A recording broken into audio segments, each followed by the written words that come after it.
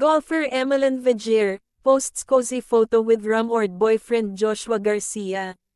Pinag-uusapan ng netizens ang bagong selfie post sa Instagram story ng French-Filipino golfer na si Emelyn Vigier kahapon, September 4, 2023.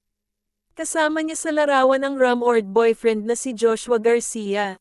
Medyo cozy ang selfie nila kung saan may inilagay na caption si Emelyn na JTMMMM. Ang nasabing salita ay maaring "jetem" na ang ibig sabihin sa French ay "I love you". Tila hayag na ang level up na relasyon ng dalawa ngunit nanatiling tikom ang bibig ni Joshua dito. Nitong nakaraang August 23, 2023, tila ipinagsigawan ni Emelyn sa mundo ang kanyang bagong gym body. Nag-post siya ng larawan na kuha sa isang gym kasama ang isang lalaking bandang nguso lamang ang nakita.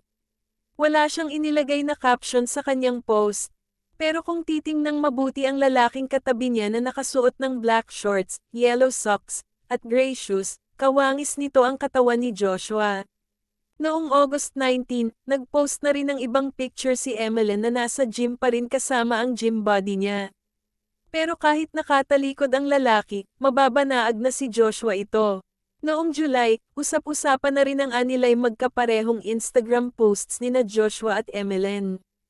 Ibinahagi ni Joshua ang litrato niyang nagluluto sa isang kitchen kasama ng iba-ibang litrato ng main dishes tulad ng chicken and pork katsu, honey garlic chicken, at kinamatisang pampano. Agaw pansin ang mga ito dahil nag-post din si Emelyn via IG story ng dalawang litrato na pareho ng kay Joshua.